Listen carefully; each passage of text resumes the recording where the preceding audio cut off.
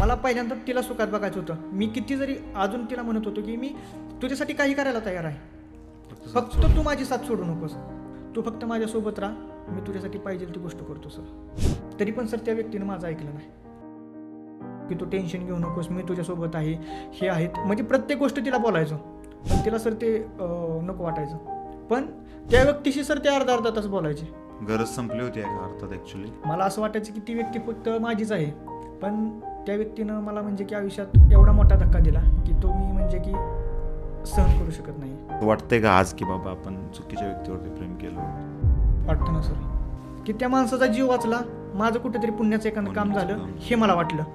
पण नंतरनं ज्यावेळेस त्या माणसाबद्दल मला काही गोष्टी कळाल्या की म्हणलं याला आपण चुकलोय म्हणलं कुठेतरी.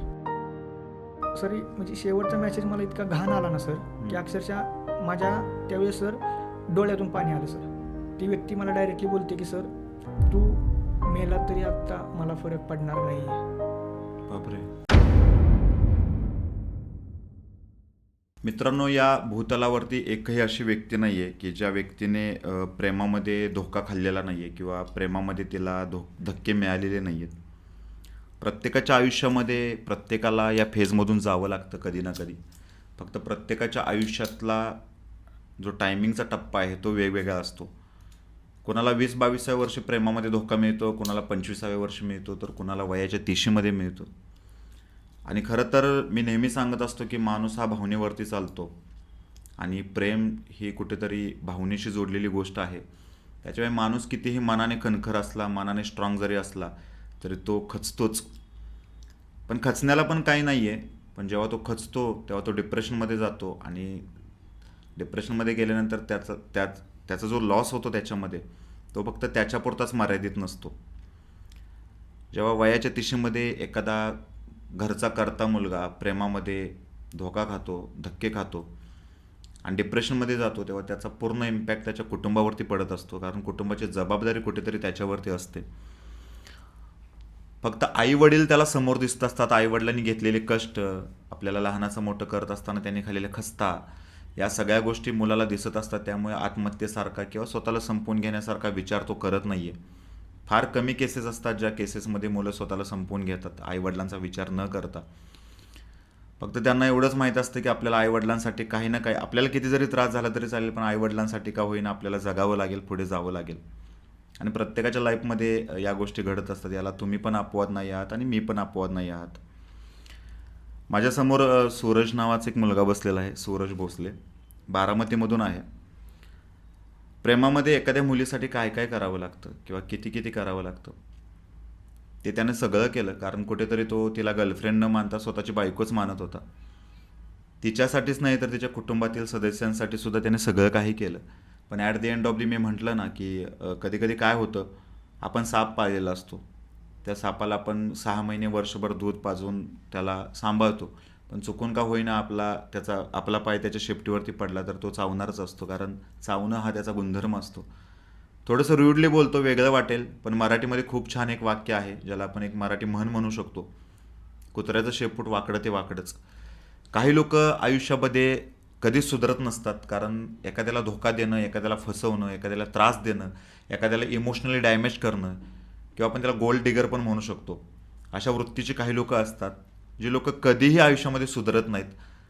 अशीच व्यक्ती त्यांच्या लाईफमध्ये सुद्धा होती. खरं तर त्यांचं प्रेम हे निस्वार्थी होतं. प्रेम हे खूप काय म्हणतो आपण त्याला, कुठल्याही स्वार्थाने भरलेलं नव्हतं, परंतु त्यांनी व्यक्ती चुकीची निवडली होती. त्यांचा अनुभव त्यांच्या तोंडूनच आपण ऐकणार आहोत.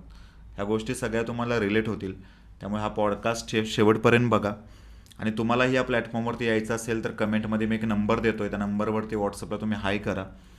तिथे माझी टीम तुम्हाला कनेक्ट करेल आणि तुमची स्टोरी जगापर्यंत पोहोचवण्याचा प्रामाणिकपणे प्रयत्न करेल. एक महत्त्वाची गोष्ट तुम्हाला सांगतो, या प्लॅटफॉर्मवरती येण्यासाठी कोणत्याही प्रकारचे शुल्क आकारले जात नाहीत. हा प्लॅटफॉर्म तुमच्यासाठी ओपन आहे. तुमचे अनुभव कुठेतरी लोकांना समजावेत, लोकांपर्यंत पोहोचावेत आणि लोकांनी त्याच्यातून काहीतरी बोध घ्यावा, यासाठी हा प्लॅटफॉर्म मी चालू केलेला आहे. अजून एक महत्त्वाची गोष्ट सुरुवातीलाच पॉडकास्टच्या सांगतो मी तुम्हाला. बऱ्याच वेळा आपल्या मनामध्ये खूप साऱ्या इच्छा असतात. त्या इच्छा पूर्ण करण्यासाठी बऱ्याच वेळा आपण देवाची साधना करत असतो, देवाचं ध्यान करत असतो. बऱ्याच वेळा काय होतं, आपण एखादा व्यवसाय करत असतो, त्या व्यवसायामध्ये वृद्धी होत नसते, व्यवसायामध्ये वाढ होत नसते, व्यवसायामध्ये अडचणी येत असतात किंवा चांगला चाललेला व्यवसाय कधी कधी बंद पडतो. काही लोकांच्या आयुष्यात असंही घडतं की काहीतरी चांगलं केलं की त्यांना नजर लागते आणि ते चांगल्याचं वाईट व्हायला वेळ लागत नाही आहे. मग कधी कधी आपण जिममध्ये जातो, बॉडी चांगली बनवतो आणि अचानक आजारी पडतो. मग आई म्हणते की बाळा तुला कोणाची तरी नजर लागले. बऱ्याच वेळा काय होतं की आपण आपल्या जोडीदारावरती खूप मनापासून प्रेम करत असतो, पण आपल्या जोडीदाराचं बाहेर कुठेतरी एक्स्ट्रा मॅरिटल अफेअर असतं आणि त्याच्यामुळे आपल्यावरतीच नाही तर आपल्या कुटुंबावरती, त्याचबरोबर आपल्या मुलांवरती सुद्धा त्याचा परिणाम होत असतो. बऱ्याच वेळा असंही होतं की दोन व्यक्तींच्या एकत्र येण्यामुळे आपला लॉस होत असतो. म्हणजे दोन व्यक्ती एकत्र येऊन आपल्या विरुद्ध काहीतरी चाल वगैरे रचत असतात. तर हे सगळे जे प्रॉब्लेम असतात ते प्रत्येकाच्या आयुष्यामध्ये काही ना काही असतातच.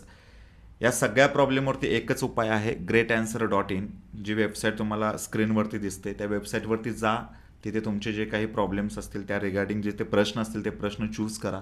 तिथे तुम्हाला तुमच्या प्रश्नांचं उत्तर, तुमच्यासाठी जे काही उपाय आहेत ते तिथे तुम्हाला मिळून जातील. सो सूरज, आपण तुमची स्टोरी ऑडियन्सला आपण ऐकूया. सगळ्यात पहिला तुम्ही कुठून आहात, तुम्ही आता काय करताय, हे आमच्या ऑडियन्सला सांगा. तुमचं नाव वगैरे सांगा आणि फॅमिलीबद्दल थोडंसं सांगा, कुटुंबाबद्दल. आपल्या कुटुंबामध्ये कोण कोण असतं? मी सध्या बारामतीमध्ये राहतो. बारामतीमध्ये माझी फॅमिली आहे, माझी आई वडील, माझा छोटा भाऊ, मी. आम्ही असे सगळेजण बारामतीत राहतो. मी आणि माझा छोटा भाऊ आम्ही दोघंजण एकाच कंपनीत कामाला आहे. बरं. वडील ड्रायव्हर आहेत. खूप अशी म्हणजे एकदम छान अशी फॅमिली आहे. आनंदी हॅप्पी असतो आम्ही. प्रत्येक गोष्ट आम्ही मनमोकळेपणाने बोलत असतो. सगळ्या गोष्टी मनमोकळेपणाने आमच्या चालू असतात. असं नाही की कोणाच्या मनात काय खंत असते किंवा काय असते. पण प्रत्येकाच्या आयुष्यात एक असं काही नाही काहीतरी दुःख येत असतं की त्या दुःखाला एकट्याला सामोरे जावं लागतं. मग ते प्रेमाचं असू द्या, घरातला सदस्य जाण्याचा असू द्या, कोणी येण्याचा असू द्या, आपण कोणाला तरी गमवतो याचा असू द्या. तसं माझ्या बी आयुष्यामध्ये एका ठिकाणी मला असा इतका मोठा धक्का बसला की मी ते कधी इमॅजिन करू शकत नाही सर. मी एका व्यक्तीवरती प्रेम करत होतो. त्या व्यक्तीला म्हणजे की मी माझं सगळं सर्वस्व दिलं होतं की तू जे करशील ते मी सगळ्या गोष्टी मला मान्य आहेत. मी माझं करिअर नंतरनं करतो, मी माझं करिअर पुढे ढकलतो, नंतरनं माझं बघतो आणि नंतरनं मग काय जे असेल ते होऊन जाईल आपलं. मला असं वाटायचं की ती व्यक्ती फक्त माझीच आहे, पण त्या व्यक्तीनं मला म्हणजे की आयुष्यात एवढा मोठा धक्का दिला की तो मी म्हणजे की सहन करू शकत नाही. तर अशीच एक माझी स्टोरी आहे. आता वय किती तुमचं? माझं आत्ता वय 26. बरं. किती वर्षांचं रिलेशनशिप होतं? 3 वर्षांचं. ओके. कशी ओळख झाली तुमची वगैरे? मी बँकेत कामाला होतो. बरं. बँकेत मी कर्मचारी म्हणून काम करत होतो. की जसं आपण वसुली पथक बरं. याच्यात मी काम करत होतो. त्यावेळेस आमची ओळख म्हणजे की मला फोन येतोय, म्हणजे मला फोन आला की सर अशा अशा प्रकारचं आम्हाला म्हणजे तुमच्या बँकेकडून कर्ज वितरण होतं. म्हटलं हां होतं. त्यावेळेस मग ते कर्जाला माझ्याकडे आले होते. मग त्यावेळेस मी त्यांना कर्ज मंजूर करून दिलं. त्यांच्या अडीअडचणी भागल्या. ज्यावेळेस बँक मला हे करत असते, ज्यावेळेस एखाद्या मेंबरला मी कर्ज दिले किंवा काय केले तर बँक मला इन्क्वायरी करायला लावत असते की त्या व्यक्तीने घेतलेलं कर्ज त्याच गोष्टींसाठी वापरलेलं आहे का, हे बघा ते करा. मग त्याच्यासाठी मी प्रत्येकाला फोन करत असतो. पण ह्यांना फोन न करता मी डायरेक्टली मेसेज केला होता. त्या मेसेज थ्रू आमची ओळख झाली. ओळखीचं रूपांतर आमचं म्हणजे की मैत्रीत झालं. पण हे माझ्या जॉबच्या उलटं होतं की हे मी जर एखाद्या ठिकाणी जॉब करतोय तर त्या ठिकाणी मी अशा गोष्टी करू शकत नाही. पण त्या माझ्याकडून झाल्याच्या नंतरनं आमच्या मैत्रीचं रूपांतर सर प्रेमात झालं. ज्यावेळेस मैत्रीचं रूपांतर प्रेमात झाल्याच्या नंतरनं सर की आम्ही खूप छान बोलायला लागलो. बोलण्याच्या नंतरनं आम्ही एकमेकांची पूर्णपणे सगळ्या गोष्टी जाणून घेतल्या. जाणून घेतल्याच्या नंतरनं ज्यावेळेस तिनं मला काय तिच्या अडीअडचणी सांगितल्या त्यावेळेस म्हणजे की मी सर एकदम भावनिक झालो. की नंतरनं सगळ्यात मोठं दुःख म्हणजे की मला त्यांचं असं वाटायचं की आई जाण्याचं मला सगळ्यात जास्त मोठं दुःख वाटायचं. म्हणजे त्यांच्या आई नव्हत्या? आई नव्हत्या. त्यांच्या आई मागच्या म्हणजे आज 5 वर्ष झाले त्यांच्या आई एक्सपायर झालीत. बापरे. काय झालं होतं त्यांना? अटॅक आला होता. बरं. हां. त्यांनी ज्यावेळेस मला त्यांच्या आईबद्दल सांगितलं, त्यांच्या फॅमिलीबद्दल सांगितलं, की त्यावेळेस सर मी सगळ्या गोष्टी त्या ॲक्सेप्ट करत गेल्याच्यानंतर ना मग ज्यावेळेस मला काही गोष्टी कळायला लागल्या की असं असं आहे तसं तसं आहे, मग त्याच्यानंतरनं मी सर गोष्ट पैशा पाण्याची असू द्या किंवा काही असू द्या, सगळ्या मी त्या व्यक्तीला पुरवत गेलो म्हणजे की सर मी माझं सर्वस्व दिल्यासारखंच केलं त्या व्यक्तीला. नाही, बरोबर ना. जेव्हा आपण एखाद्या व्यक्तीला पैशांची मदत करतो ना हां. निस्वार्थी भावनेने, तेव्हा आपण ते संपूर्ण समर्पण दिलेलं असतं. हां. आणि सर म्हणजे की माझं असं होतं की मी कधीच आजपर्यंत एकही रुपया कधी रिपेमेंट म्हणून माघारी घेतला नाही. ओके, अच्छा. का बरोबर. तर की आज तुझी अडचण आहे, तू ती तुझी अडचण भागव, ज्यावेळेस तुझ्याकडे येतील त्यावेळेस तू मला दे, मी मुद्दाम तुला कधी त्रास देणार नाही पैशा बरोबर. पाण्याच्या गोष्टीसाठी. बरोबर. का तर मी देऊ शकतो, पण ते मागणं हा माझा स्वभाव नाही आहे. बरोबर. Yes, yes, yes. नंतर ना मग ज्यावेळेस ते मला काय सांगत गेले, त्यांचा भाऊ माझ्याशी कनेक्ट झाला, त्यांचे वडील माझ्याशी कनेक्ट झाले. मग ज्यावेळेस भावाचा आणि माझ्या सगळ्या गोष्टी व्यवस्थित चालू लागल्या, त्यावेळेस त्या व्यक्तीलाही बरं वाटायला लागलं की तू माझ्या फॅमिली रिलेटेड आहे, तू माझ्या फॅमिलीला खूप आवडतोस, फॅमिली मागं तुझं नाव काढत असते की सूरज असा सूरज तसा. मी म्हटलं मग चांगलं आहे म्हणल्याच्या नंतर ना मग मी जास्त अजून कनेक्ट होत गेलो की जसा पुढची व्यक्ती मला जसं रिस्पॉन्स द्यायला लागली तसा मी त्या व्यक्तीला रिस्पॉन्स द्यायला लागलो. बरोबर. दिल्याच्या नंतर ना मग सर ह्या गोष्टी इतक्या म्हणजे की मी करत गेलो की त्या गोष्टीचं मलाही भान राहिलं नाही की मी फक्त डोक्यात एकच ठेवलं की माझं करिअर नाही झालं तरी चालेल, पण मला ह्या व्यक्तीचं करिअर करायचं आहे. आणि तिचं जे स्वप्न आहे म्हणजे की तिचं स्वप्न तिच्यासाठी मला सर पूर्ण करायचं नव्हतं, तर मला तिच्या आईसाठी पूर्ण करायचं होतं ते स्वप्न तिचं. मग नंतर ना मग सर ते एक त्यांना हे डॉक्टर भेटल्याच्या नंतर ना त्या डॉक्टरांनी त्यांना सांगितलं की हे असं असं आपण करूया. त्यावेळेस मी काय असेल पैशा पाण्याची मदत केली त्यांना. नंतर ना त्यांचे वडील माझ्याशी इतके कनेक्टेड झाले की त्यांच्या वडिलांच्या ज्या काय अडचणी होत्या त्यासुद्धा सर मी भागवल्या. बरं. तिच्या वडिलांच्या सुद्धा. हे तिच्या फॅमिलीला कधीच मी कळून दिलं नव्हतं की मी तुमच्या वडिलांना एवढे पैसे दिलेत. हे फक्त मी तिच्या बहिणीला सांगितलं होतं. साधारणतः किती अमाऊंट होती ती? सर अमाऊंट मोठी होती. ओके. मोठी होती. नंतर ना मग मी ज्यावेळेस देत गेलो, हे करत गेलो, मी म्हणायला लागलो की चला जाऊ द्या, माझ्या आयुष्यात अडचण नाही, माझ्यापाशी माझा पैसा आहे, मी देईल, उद्याच्याला त्यांच्याकडे येतील त्यावेळेस मला देतील. पण मी की माझा स्वार्थ म्हणून मी कधी त्यांना दिलं नाही. बरोबर. मी सगळ्या गोष्टी जे केल्या त्या सगळं आपलं म्हणून आणि निस्वार्थी मनाने केल्या की मला फक्त असं वाटायचं की ह्या व्यक्तीला त्रास झाला नाही पाहिजे सर कुठल्या गोष्टींचा. की म्हणजे हे तिच्या घरात कसं व्हायचं की छोटी बहीण म्हणून तिच्या भावाची ही सगळ्यात लाडकी बहीण होती.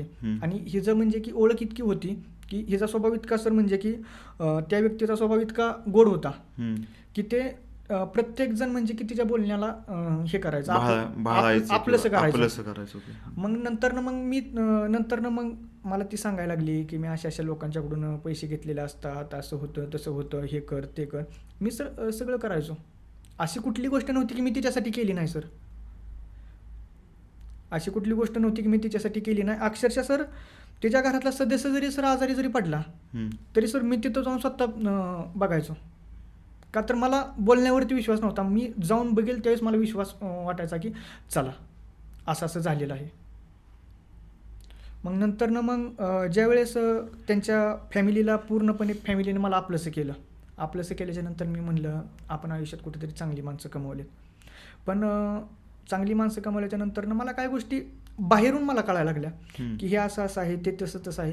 पण मी बाहेरच्यांवरती सर कधीच विश्वास ठेवला नाही. मी फक्त ह्यांच्यावरती विश्वास ठेवला, डोळे झाकून सर विश्वास ठेवला. आणि त्यांनीही माझ्यावरती डोळे झाकूनच विश्वास ठेवत होते की सूरज तू फक्त आणि फक्त आमचाच आहेस. ठीक आहे म्हणलं चला. असतात काय असे आयुष्यात माणसं की आपल्याला म्हणजे की आपल्या वडिलांसारखी जीव लावणारी खूप कमी लोक असतात. पण नंतर ना मग त्या ज्यावेळेस मला हे करायला लागले, जास्त मला बोलवायला लागले, हे करायला लागले, जास्त आपलंसं करून घेतलं त्यांना. मग नंतर ना मग मी तिच्याशी बोललो की असं आहे आणि मला तुझ्याशी लग्न करायचं आहे. ते म्हणले की तू फक्त घरच्यांशी व्यवस्थित राहा, घरच्यांच्या सगळ्या गोष्टी देत जा तू घरच्यांना, तू घरच्यांच्या मनात एक इमेज बनव. मी म्हटलं ठीक आहे. म्हटलं मी तर काय म्हणलं आयुष्यभरच मी इमेज ती ठेवणार आहे मी माझी इमेज कधीच खाली डासळून देणार नाही किंवा काही नाही. सर त्यांच्या घरात एक इन्सिडेन्स असा झाला गेल्या वर्षी की त्यांच्या घरातील एक सदस्य, नाव नाही घेणार सर, नाही, घेऊ नका. त्यांच्या घरातील एक सदस्य सर इतका आजारी होता की अक्षरशः की तो म्हणजे की डॉक्टरांनी म्हणजे की डॉक्टरांपर्यंत मी नाही पोचलो. त्यांच्या भावाचा मला फोन आला की सूरज असं असं आहे आणि असं असं झालेलं आहे. मी म्हटलं ठीक आहे म्हटलं, तुम्ही पैशा पाण्याच्या कुठल्याच गोष्टीत काळजी करू नका म्हटलं, तुम्ही फक्त त्या व्यक्तीला घेऊन जावा, तुम्ही पैसे पाण्याच्या ज्या काही गोष्टी असतात ते सगळ्या मी म्हटलं मागणं कव्हर करतो. सर म्हणजे की त्यावेळेस मी त्या व्यक्तीला म्हणजे की माझी आणि त्याची कधीच ओळख नव्हती त्या व्यक्तीची सर. तो त्यांचा नातेवाईक होता, माझा नव्हता. तरी पण सर मी त्या सगळ्या गोष्टी सर त्याच्यासाठी निस्वार्थी भावनेनं सुद्धा केल्या. का तर मला तो म्हणजे की मला बाकी कोण महत्त्वाचं नव्हतं, की त्या माणसाचा जीव वाचला, माझं कुठेतरी पुण्याचं एखादं काम झालं हे मला वाटलं. पण नंतरनं ज्यावेळेस त्या माणसाबद्दल मला काही गोष्टी कळाल्या की म्हणलं याला आपण चुकलोय म्हणलं कुठेतरी. पण मी म्हटलं जाऊ द्या म्हटलं, त्याचा जीव वाचला, कुठेतरी ह्यांची एक इमेज त्यांच्या मनात चांगली झाली. बस मला माझी इमेज चांगली हो अगर ना हो हा माझा मोटिव्हच नव्हता, की ह्यांची एक इमेज चांगली झाली की बाबा आले देवासारखे धावून आले, हे केलं हो द्या म्हणलं, काय अडचण नाही. नंतरनं मग ज्यावेळेस ह्या गोष्टी जास्तच वाढत निघाल्या, पैशा पाण्याच्या त्यांच्या अडचणी जास्तच निघत गेल्या, हे झालं ते झालं सर. अक्षरशः ती मला म्हणाली की सूरज तू मला इथेच पाहिजेस, माझ्याजवळच पाहिजे आणि कायमचं जवळ पाहिजे. सर मी बँकेत काम करत होतो, मी बँकेचा जॉब सोडला. बापरे. हां, बँकेचा जॉब सर सोडून दिला मी. का तर ह्या व्यक्तीला कुठल्या आधाराची गरज आहे त्यासाठी सर मी तो जॉब सोडून दिला. म्हणजे की सर वन डे सोडून दिला, एका दिवसाचाही विचार केला नाही, डायरेक्टली मी इनडायरेक्टली तो जॉब माझा सोडून दिला. आईवडिलांचा विचार नाही आला अशा वेळी? आईवडील म्हणजे की सर कुटुंबाची जबाबदारी आपल्यावरती, आपण मी आईवडिलांना फक्त सर जॉब सोडायच्या अगोदर 4 दिवस सांगितलं होतं की मम्मी पप्पा मी माझा जॉब सोडतोय आणि मी बारामतीला ह्याच्यापेक्षा चांगला जॉब बघितला आहे. ओके, तो विश्वास तुम्ही दिला होता? मी आईवडिलांना माझा विश्वास दिला की म्हणलं ह्याच्यापेक्षा म्हणलं मला चांगला जॉब आहे आणि मला तिकडे ह्याच्यापेक्षा म्हणलं मला डबल पगार आहे म्हणलं तिकडं. जे की होतं का खरंच? हां. ओके. मग नंतर मग मी इकडं बारामतीला आलो. बारामतीला आल्याच्या नंतरनं मी तिला म्हणलं मग माझा हे कसा होता, मोटिव्ह कसा होता की एक 8-10 दिवस राहायचं इथं, त्यांच्या घरी राहायचं 8-10 दिवस. 8-10 दिवसानंतरनं जे काय असेल ते आपण सगळं सेपरेट करायचं की आपण इथून निघून जायचं म्हणलं. हिच्यासोबत तर आपण कायमचंच आहे, पण त्यांच्या घरात न राहता बलकी आपण दुसरीकडे राहायचं, मित्रांच्या बरोबर राहू किंवा काय करू. त्यावेळेस माझी फॅमिली सर बारामतीत नव्हते. मी माझा जॉब सोडला सर 31 मार्चला जॉब सोडला आणि 4 जूनला मी दुसरीकडे कामाला लागलो. ओके. त्याच्यानंतरनं मी तिच्या बहिणीला मी डायरेक्टली बोललो की तुम्हाला एक मला बोलायचं आहे. त्यावेळेस ती म्हणली बोला. म्हणलं की मी इथं राहू शकत नाही. त्यावेळेस मला तिच्या बहिणीचं असं सर शब्दात म्हणजे तिच्या तोंडातून मला असा शब्द आला की तुम्ही जर इथून जर गेला तर परत माझं कधी तोंड बघायचं नाही. मग सर मी तिथं थांबलो. थांबल्याच्या नंतरनं मग सगळ्या गोष्टी ह्या चालत गेल्या. पुढं पुढं पुढं पुढं पुढं आम्ही जात गेलो आणि सर भाऊबीजेचा सण आला. रक्षाबंधनला तर मी काय नव्हतो, मला थोडीशी अडचण आली म्हणून मी रक्षाबंधनला फक्त राखी बांधल्याने निघून गेलो. भाऊबीजेचा सण आला त्याच्या अगोदर एक 4 दिवस मला ही म्हणाली की सूरज आपण तू असं कर. म्हणलं ठीक आहे म्हणलं करतो. म्हणलं काय करायचं आहे मला फक्त कल्पना तरी दे ना म्हणलं काय करायचं किंवा काय नाही ते. मग नंतर ना मग ती मला म्हणली की तू तिच्यासाठी एक मोबाईल घे. बरं सर मी क्षणाचाही विचार केला नाही. दुकानात गेलो, मोबाईल घेतला, मोबाईल घेऊन आलो सर. म्हणलं ठीक आहे तू म्हणतेस ना तर मी करतो म्हणलं. तिच्या मनात फक्त एकच की तू माझ्या घरच्यांच्या मनात तुझी इमेज वाढवून ठेव. आणि सर मी तशी इमेजही वाढवून ठेवली होती तिच्यासाठी. तिलाच फक्त माहीत होती की मी कसा आहे कसा नाही, घरच्यांना माहीत नव्हतं की मी कसा आहे कसा नाही ते. मग ज्यावेळेस भाऊबीजेला ज्यावेळेस मी सर तिच्या बहिणीला तो मोबाईल गिफ्ट दिला त्यावेळेस म्हणजे की सर अक्षरशः त्या व्यक्तीच्या डोळ्यातून पाणी आलं की ती म्हणाली की आयुष्यात आजपर्यंत माझ्यासाठी कोणी केलं नाही, एक तुम्ही माझा सखा म्हणून तुम्ही माझ्यासाठी केलं. मी म्हटलं की मी तर म्हटलं तुमच्यासाठी सर आयुष्यभर करत राहणार आहे, फक्त तुम्ही माझी कधी साथ सोडू नका. जोपर्यंत तुम्ही माझ्याबरोबर आहे तोपर्यंत मला कुठल्याच गोष्टीची भीती नाही आहे. मी एवढं सुद्धा त्यांना बोललो. मग तिथून झाल्याच्या नंतर सर ती रात्र गेली आणि दुसऱ्या दिवशी सकाळी मी माझा 9ला जॉब म्हणजे माझं कामाचं शेड्यूल कसं होतं की 3 दिवस मला 9 ते 5 काम असायचं आणि 3 दिवस दुपारी 3 ते संध्याकाळी 11 वाजेपर्यंत काम असायचं. मग मी गेलो आणि आलो. आल्याच्या नंतर ती रात्र उजडली सर. रात्र उजडल्याच्या नंतरनं ते म्हणले की थांबा तुम्ही कामावरती जाऊ नका. हम्म. कामावरती जाऊ नका म्हणल्याच्या नंतरनं म्हटलं काहीतरी बोलायचं असेल यांना किंवा काय करायचं असेल. सर त्यावेळेस ती मला डायरेक्टली बोलल्या त्या दोघीजण बहिणी बहिणी की म्हणजे ती त्यावेळेस घरात नव्हती. तिघीजण बहिणी बहिणी आहेत त्यावेळेस ती घरात नव्हती. हम्म. घरात नसल्याच्या नंतरनं ह्या दोघीजण मला म्हणाले की आमचा बाप आणि आमचा भाव नसताना तुम्ही आमच्या घरात कसं काय राहताय. बर. मी म्हणलं ऑलरेडी मी तर म्हणलं बोललो होतो म्हणलं तुम्हाला की मी 8-15 दिवस राहिले 8-15 दिवसानंतर जातो. मला तुम्ही थांबवून ठेवलं म्हणलं. हम्म. माझी तर म्हणलं राहणे म्हणजे की मला हे रॉंग वाटत होतं. हम्म. पण ते मला म्हणले की तुम्हाला कळालं नाही का. सर एक 4 दिवस गेल्याच्या नंतर मी सर की तिथनं निघून आलो. अक्षरशः ती म्हणजे की माझ्यासाठी सर धडा रडली. मला फोन आला की तू का निघून माझ्या घरात तू माझ्या घरातून निघूनच का गेला. सांगितलं का त्यांना मग तुमच्या बहिणीने असं सांगितलं म्हणून? तिला पण बोलले होते माझ्या मागं. मग मी तिला म्हणलं की तू ह्याच्यातून एकच धडा शिक म्हणलं हम्म. की तुला तुझ्या घरच्यांवरती विश्वास जास्त वाटतो का माझ्यावरती वाटतो. हम्म. त्यावेळेस ती मला म्हणाली की मी काही गोष्टी माझ्या घरच्यांसाठी ऑलरेडी सोडून दिलेल्या आहेत. मी म्हणलं ठीक आहे म्हणलं असू दे म्हणलं माझा काहीच प्रॉब्लेम नाही. तू फक्त माझ्यासोबत राहा मी तुझ्यासाठी पाहिजे ती गोष्ट करतो सर. म्हणजे प्रत्येक टप्प्यावरती तुम्ही तिला एक विश्वास देत होता की तुझ्यासाठी मी काही करायला तयार आहे, फक्त काही तू माझी करायला साथ सोडू नको. साथ सोडू नकोस. हम्म. आणि ती पण कमिटमेंट द्यायची तशी ती पण मला कमिटमेंट द्यायची सर की तशी. नाही साथ सोडणार वगैरे नाही म्हणून. साथ सोडणार.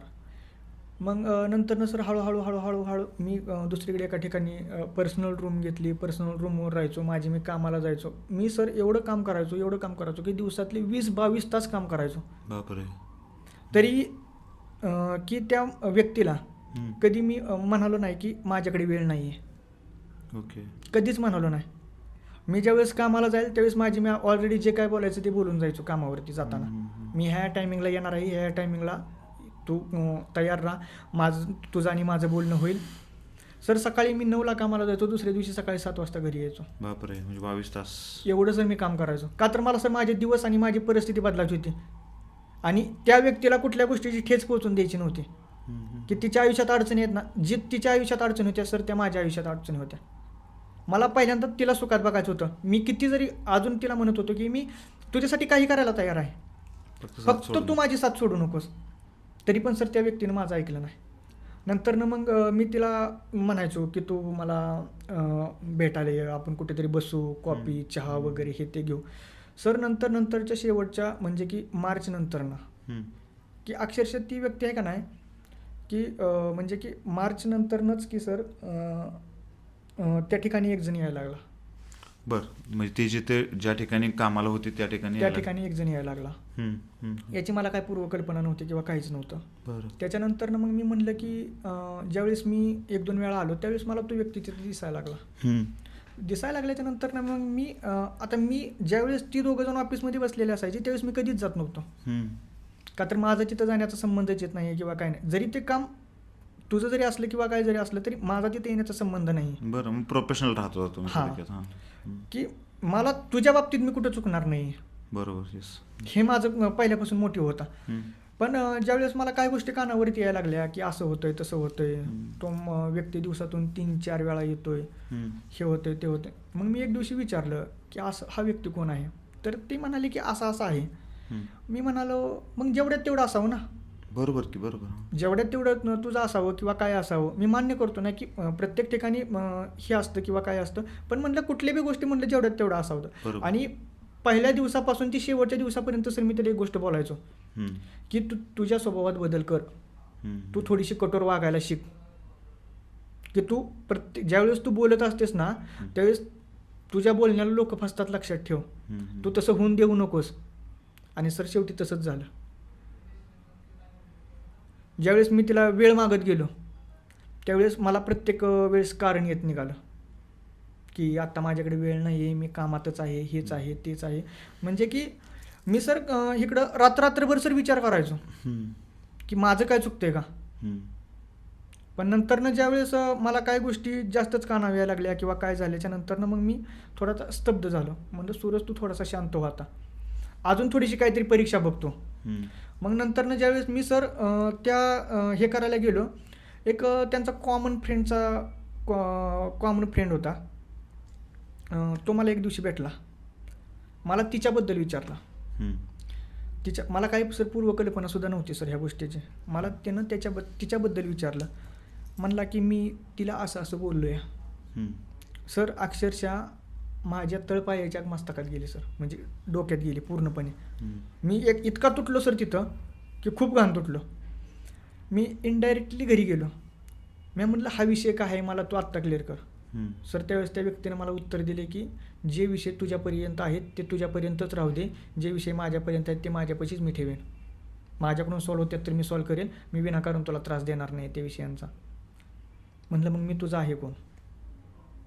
बरोबर आहे ना, तुम्ही संपूर्ण समर्पण देताय त्या व्यक्तीला. संपूर्ण हे समर्पण. सांगणं, क्लॅरिटी असणं नात्यामध्ये किंवा ट्रान्सपरन्सी असणं खूप गरजेचं असतं. आणि प्रत्येक वेळेस ज्यावेळेस मी एखादा विषय काढेल की समज बाबा नो तुझं पुढचं प्लॅनिंग काय आहे, फ्युचर काय करायचं आहे किंवा काय नाही, तुला माझी लाईफस्टाईल कशी पाहिजे, मी तुझ्या घरच्यांच्या नजरेत कसा पाहिजे हे तू मला सांग. म्हणजे मला माझी चेंजेस करायला येतील. बरोबर. हां, चुकत असेल तर काय, माझं काय चुकत असेल तर चेंजेस करायला येतील. पण फक्त माझ्या एका गोष्टीचा स्वभावात म्हणलं चेंजेस कधीच होणार नाही म्हणलं. ज्यावेळेस म्हणलं माझ्या मागं काही नाही काहीतरी म्हणलं गोष्टींचं थोडंफार हे चालू असेल त्यावेळेस म्हणलं माझ्या चेहऱ्यावरचं म्हणलं एक्सप्रेशन कधीच बदलणार नाही म्हणलं. तो म्हटलं माझा स्वाभाविक गुण आहे, प्रत्येकाचा एक स्वाभाविक गुण असतो म्हणलं, तो कधीच कोणी बदलू शकत नाही म्हणलं.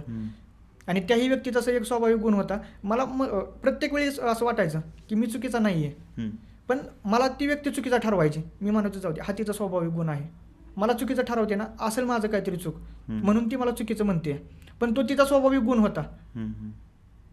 पण नंतरनं ज्यावेळेस मी हे केलं त्यावेळेस मी म्हटलं हे कुठेतरी माझ्या साईडनं रॉंग आहे पूर्णपणे. ज्यावेळेस म्हणलं मी माझ्या आयुष्यात म्हणलं छोटी मोठी गोष्ट होती किंवा काही होऊ दे म्हणलं, मी कधी जेवलो कधी काय केलं ॲक्युरेट टायमिंग बरोबर तिला सांगत होतो सर. पण तिला मी जर विचारलं ना की तू जॉबवरून किती वाजता घरी आलीस, किती वाजता नाही, सर मला डायरेक्टली सरळ सरळ उत्तर यायचं की मी टायमिंग बघत बसत नाही आणि माझ्याकडे तेवढा वेळ नाही आहे. बापरे. गरज संपली होती एका अर्थात ॲक्च्युली. नंतर ना मग ज्यावेळेस ते जॉबवरून निघले, जॉबवरून निघाल्याच्या नंतर ना मग तिला म्हटलं की तू जास्त काय टेन्शन घेऊ नकोस किंवा काय करू नकोस, तू कुठल्या जास्त भानगडीत पडू नकोस, काय करू नकोस म्हणलं. मी तुला म्हणलं जे लागतंय ते म्हणलं तुला मी पुरवतो म्हणलं, थोडासा म्हणलं मला टाईम दे म्हणलं. त्यावेळेस म्हणली ठीक आहे, पण म्हणलं एक गोष्ट होणार म्हणलं याच्यातून, म्हणलं ह्याच्यात फॅमिलीमध्ये आणायची नाही आहे म्हणलं. बरोबर. जे काय असेल ते म्हणलं मी पर्सनली तुला करतोय म्हणलं. पहिल्यांदा ज्यावेळेस मी केलं त्यावेळेस सगळेजण होते म्हणलं, आत्ता जी मी करतोय त्याच्यात म्हणलं मला कोण पाहिजे नाही पाहिजे म्हणलं. त्यावेळेस मग ती म्हणली ठीक आहे चालते म्हणलं, तुला जे वाटतंय ते तू कर. सर अक्षरशः त्या व्यक्तीसाठी सर मी 5 लाख रुपये अरेंजमेंट करत होतो. बापरे. का तर पहिल्या ठिकाणी मग तुझं थोडंसं नुकसान झाले ना तर मला ते ॲक्सेप्ट आहे, मी अजून तुला देऊन अजून तू वर ये उभा करू तुला, उभा करतो. हा माझा तिला सर मोटिव्ह होता. पण तिला असं वाटायला लागलं की हा वेगळाच वागतो या, हेच करतोय तेच करतोय. मी तिला म्हणजे फक्त एकच म्हणायचो की तू फक्त मला टाईम दे, मी ज्यावेळेस तुला फोन करेल त्यावेळेस तू फोन ॲक्सेप्ट कर, त्यावेळेस तू मला कारण देऊ नकोस. हां मी मान्य करतो ना की ज्यावेळेस खरंच तुझ्या घरात अडचण आहे त्यावेळेस नाही बोलली तरी मला चालतंय. सर मी दिवसभर वाट बघायचो मेसेजची, शेवट जसं ती जॉबवरून घरी आल्याच्या नंतर मला असं वाटलं की आता तिला मोकळा वेळ मिळाला आहे. मला असं वाटायचं की ती डिप्रेशनमध्ये चालली आहे. तिला मी त्याच्यासाठी फोन करायचो, त्याच्यासाठी मेसेज करायचो की तू टेन्शन घेऊ नकोस, मी तुझ्यासोबत आहे, हे आहेत, म्हणजे प्रत्येक गोष्ट तिला बोलायचो. पण तिला सर ते नको वाटायचं. पण त्या व्यक्तीशी सर ते अर्धा तास बोलायचे. मी ज्यावेळेस फोन माझा चेक करायचो त्यावेळेस मला तिथं सगळं दिसायचं की ह्या व्यक्तीबरोबर ही व्यक्ती बोलते. मी म्हणलं ठीक आहे म्हणलं, काहीतरी कामानिमित्त बोलत असतील किंवा काय असेल, अजून काय म्हणलं वेगळ्या गोष्टी असतील म्हणलं त्याच्यावरती बोलत असतील. पण नंतरनं सर त्या व्यक्तीनं मला पूर्णपणे वेळ देणंच बंद केलं. पूर्णपणेच वेळ देणं बंद केल्याच्या नंतरनं सर थोडी माझी ही चिडचिड झाली. चिडचिड. बरोबर आहे. कारण का सर स्वाभाविकच आहे की प्रत्येक मुलगा फक्त आपल्या पार्टनरकडून सर फक्त वेळ मागत असतो. बाकी जरी कुठल्या जरी गोष्टी जरी हव्या असतील तरी नसतील तरी चालतात, पण पार्टनरकडून वेळ आणि ते एक आपुलकीचे 4 शब्द जो पार्टनर आपल्याशी बोलत असतो ना ते पाहिजे असतं. नंतर ना मग इतका तिच्यात बदल होत गेला की अक्षरशः 28 तारखेला सर माझा म्हणजे इतका मोठा स्फोट झाला की मी डायरेक्टली तिला बोललो की तुझं हे काय चाललंय, मला हे तुझं आवडत नाही आहे किंवा काही नाही आहे. ती मला म्हणाली मी तुला नंतर कॉल करते, मी आत्ता घरी आहे. नंतरनं कॉल करते म्हणल्याच्या नंतरनं मग सर मी ठीक आहे म्हटलं, चालतंय म्हटलं. सर मी 2 तास वाट बघितली. 2 तासात मला काही फोनच आला नाही. फोन नाही आल्याच्या नंतरनं सर माझ्याकडून चुकून व्हॉट्सअपला एक स्टोरीला टाकण्यात आली.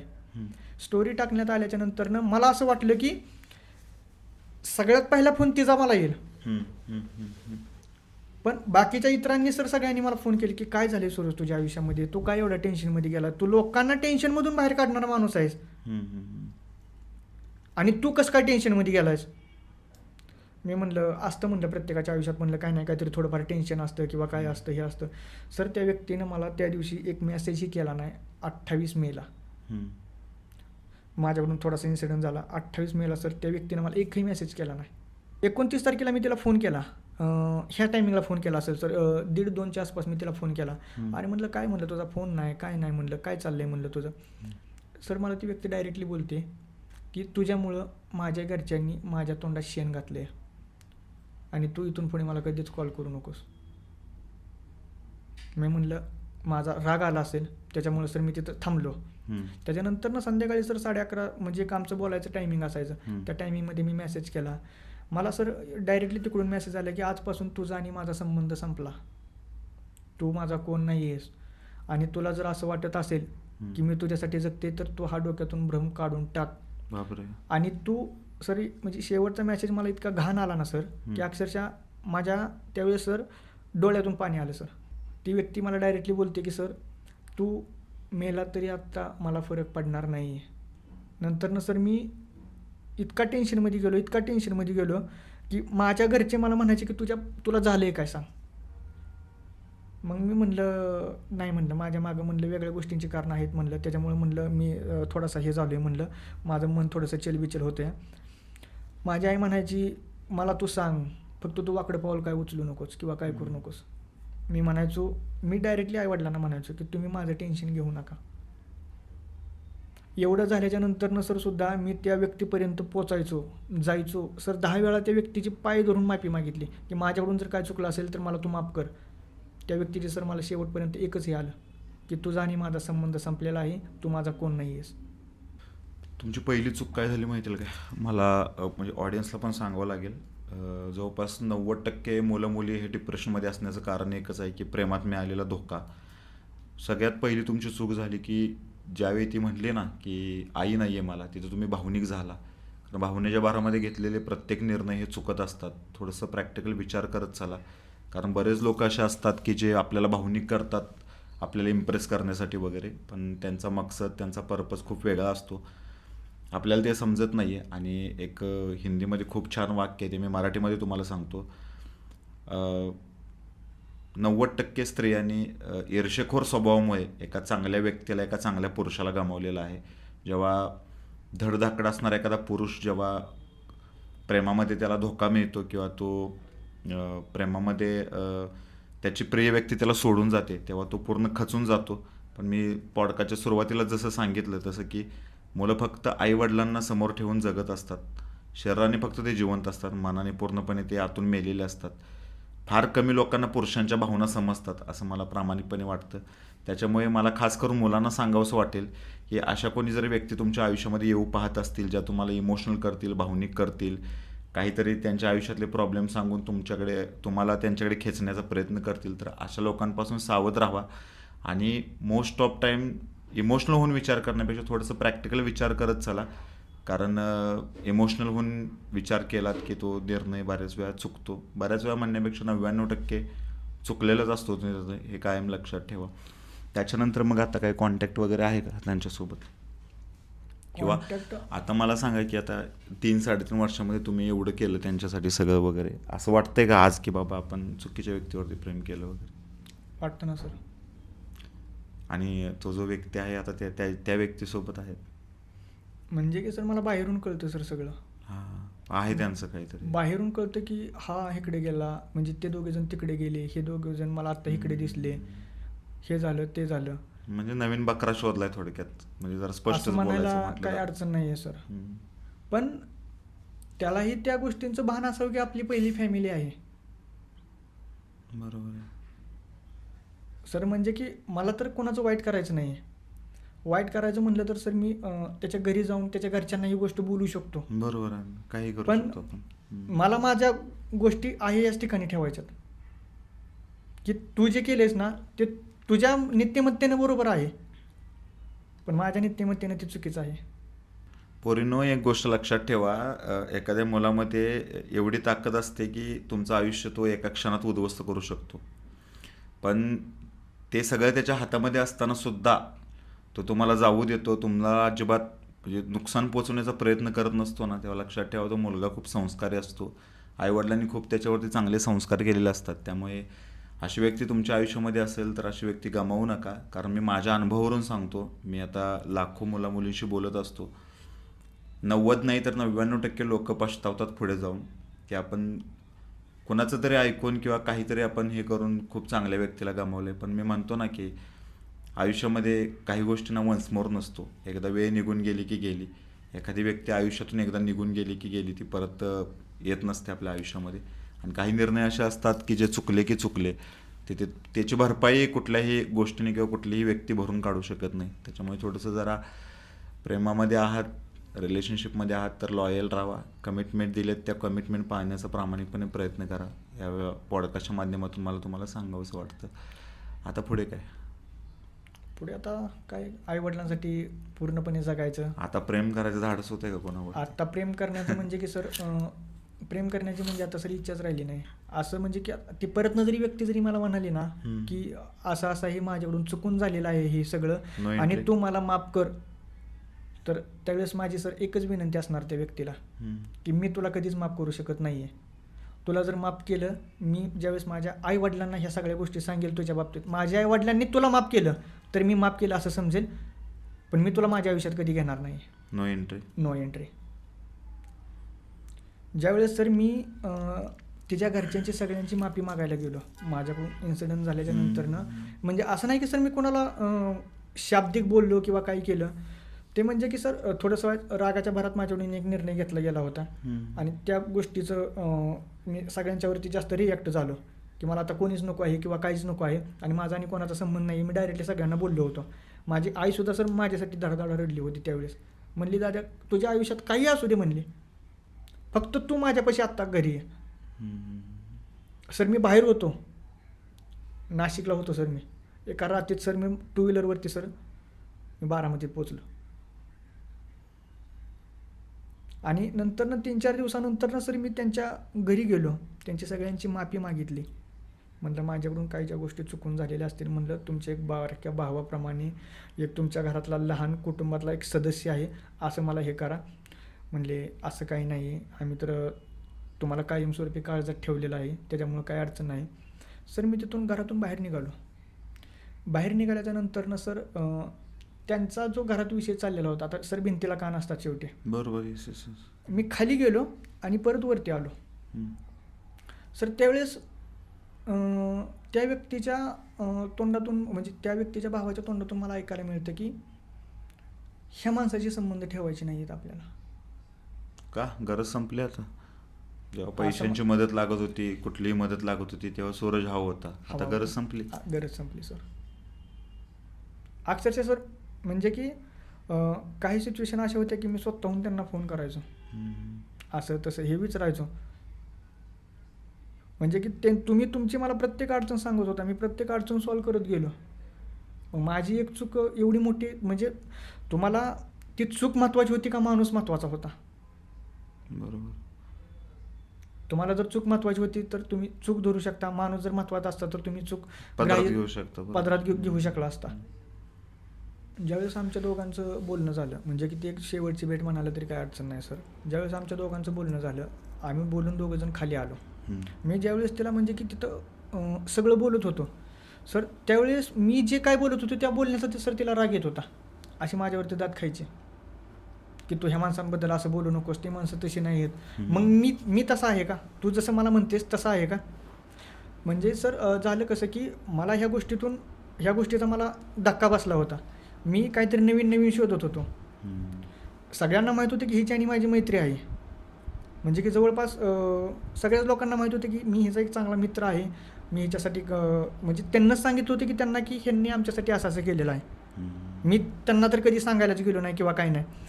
नंतर ना मग ते म्हणायला लागले की म्हणजे की तुम्ही आमच्या घराची बदनामी करताय सगळ्यांची. मी म्हटलं की ते बदनामी करणं हा म्हणलं फक्त एक बहाणा आहे म्हणलं. तुम्हाला असं वाटतं ना म्हणलं मी कोणासोबत तुमची बदनामी केली ना त्या 4 लोकांना पुढं आणा तुम्ही. तू ह्याच्यापाशी असा बोलला होता, त्याच्यापाशी तसा बोलला होता. त्यांना समोर आणा ना. मी सांगतो ना काय बोललो होतो काय नाही ते. तुम्ही तुमच्या मनाचा तर्क नका ना लावू.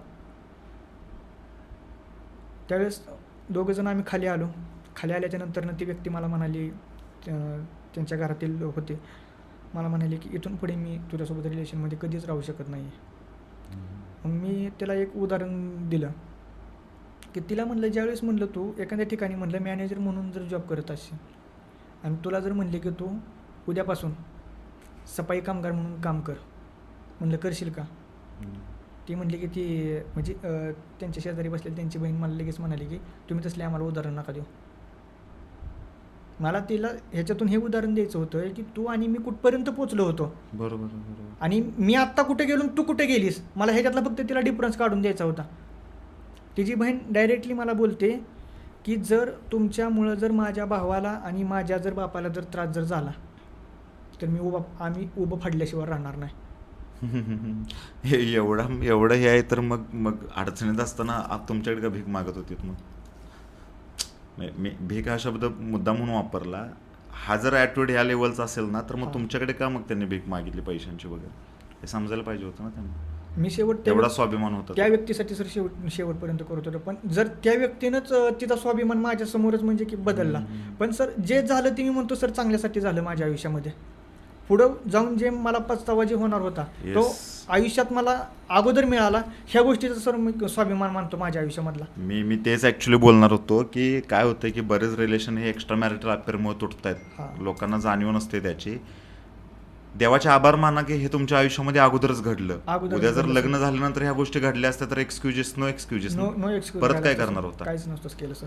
सो मला ऑडियन्सला पण सांगायचं आहे की बरेच रिलेशन हे एक्स्ट्रा मॅरिटल अफेअरमुळे तुटतात. आणि तुम्हाला जर तुमच्या आयुष्यामध्ये पण असा जर धोका मिळाला असेल किंवा तुम्हाला असं वाटत असेल की तुमचा जोडीदार जर वेगळीकडे कुठेतरी जातोय वगैरे आणि या प्रॉब्लेममुळे जर त्रस्त असाल तर स्क्रीनवरती एक तुम्हाला वेबसाईट दिसते greatanswer.in. या वेबसाईटवरती जा. तिथे तुम्हाला एक्स्ट्रा मॅरिटल अफेअरचा व्हिडिओ दिसेल. तो व्हिडिओ बघा. तुमच्यासाठी जो काही उपाय येईल तो उपाय नक्की करा. तुम्हाला या प्रॉब्लेममधून मुक्ती मिळेल. आता मला सांगा, आता तुम्ही जसं म्हटला की आईबाबांसाठीच आता आपल्याला सगळं वगैरे करायचं आहे आणि आता तर आयुष्यामध्ये काही प्रेम करायचं धाडस होणारच नाही आहे कोणावरती वगैरे.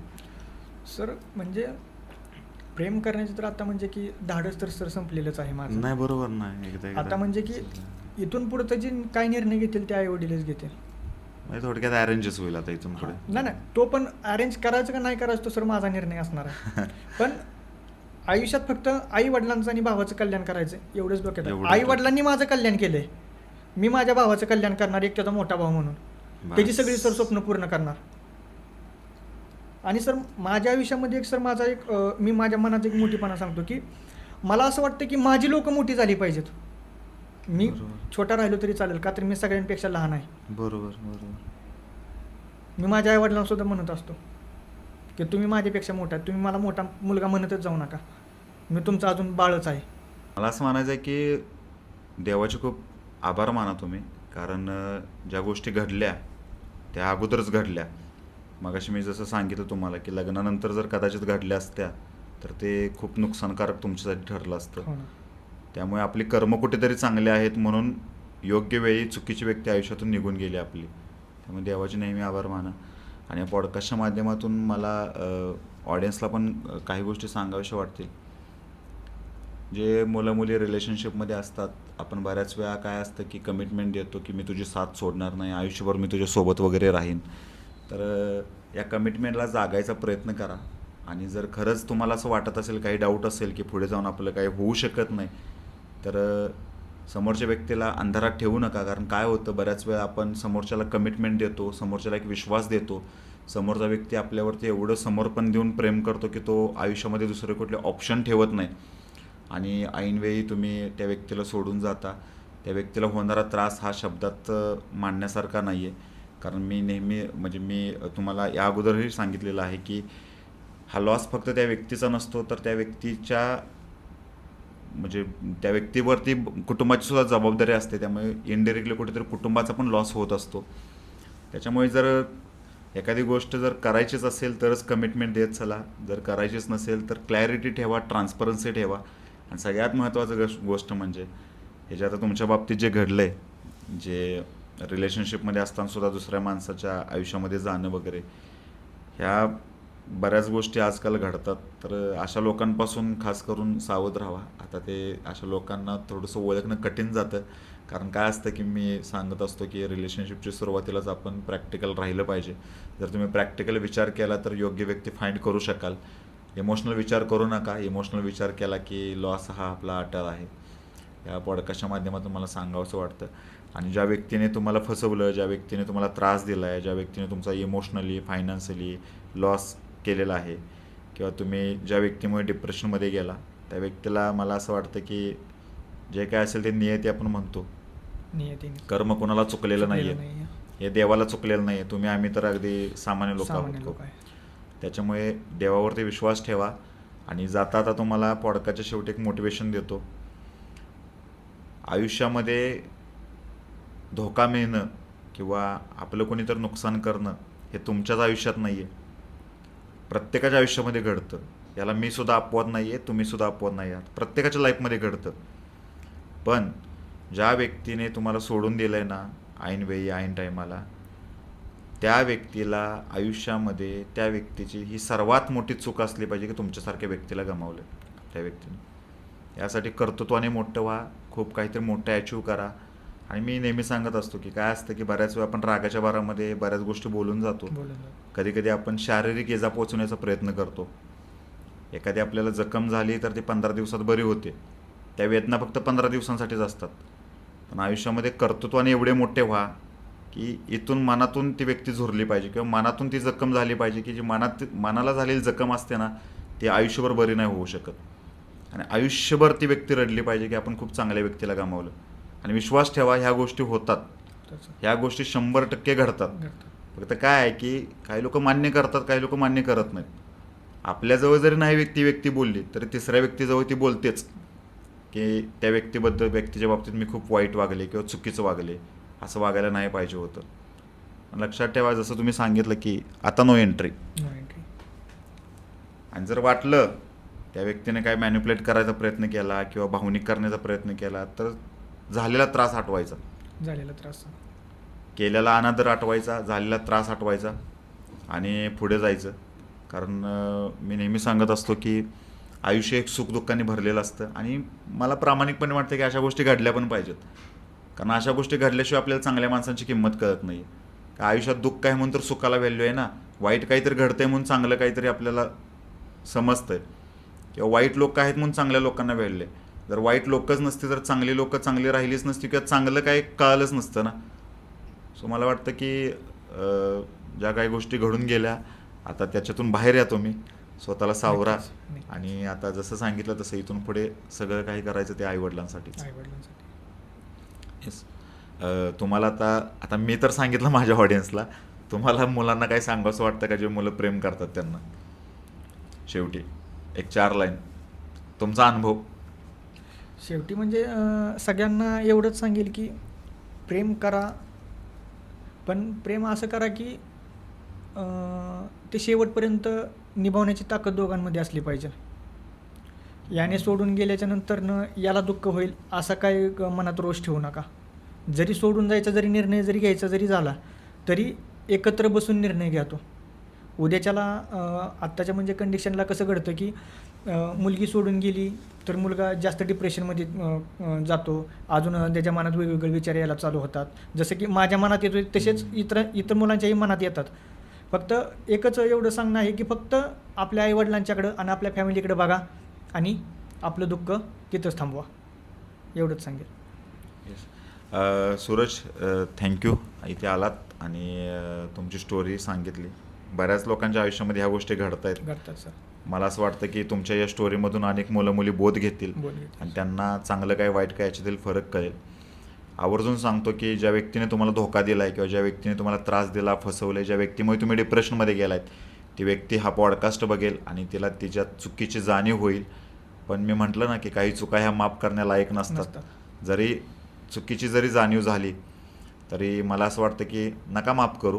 कारण काय असतं की म्हणजे मी त्यांना नाही बोलत आहे, पण एक मराठीमध्ये म्हटलं जातं की कुत्र्याचं शेपूट वाकडं ते वाकडंच. काही लोकांचा स्वभाव गुणधर्म असतो एखाद्याला फसवणं, एखाद्याला त्रास देणं. तर ती लोक कधीच नाहीत सुधरत. आपण भावनिक होऊन तात्पुरता विचार करून माफ करू, पण आयुष्यभरासाठी तर ॲटलिस्ट माफ करू नका आणि नाही करू पुन्हा त्या शकत, व्यक्तीला तुमच्या आयुष्यामध्ये येऊ देऊ नका. जे काय आहे ते इथून पुढे आईवडिलांसाठीच. आईवडिलांसाठी. जाता आता शेवटी ऑडियन्सला सांगतो की तुमच्या आयुष्यामध्ये तुम्ही सुद्धा प्रॉब्लेम फेस करत असाल, मग ते एक्स्ट्रा मॅरिटल अफेअर्स असतील किंवा तुमच्या व्यवसायामध्ये होणारी वाढ किंवा व्यवसायामध्ये होणारी घट किंवा व्यवसायामध्ये येणारे अडथळे असतील किंवा जर तुम्हाला कोणाची नजर वगैरे लागत असेल, त्याचबरोबर जर दोन व्यक्तींच्या एकत्रित येण्यामुळे जर तुमच्या आयुष्यामध्ये काहीतरी चुकीचं घडत असेल, अशा सर्व प्रॉब्लेमचं सोल्युशन तुम्हाला एका वेबसाईटवरती मिळून जाईल. जी वेबसाईट मी खाली मेन्शन करतो आहे, greatanswer.in. या वेबसाईटला व्हिजिट करा. तिथे तुमच्या सर्व प्रॉब्लेमचं सोल्युशन तुम्हाला ते व्हिडिओच्या माध्यमातून मिळून जाईल. सूरज, पुन्हा एकदा धन्यवाद इथे आलात आणि तुम्ही सगळ्या गोष्टी आम्हाला सांगितल्यात. थँक्यू. धन्यवाद सर.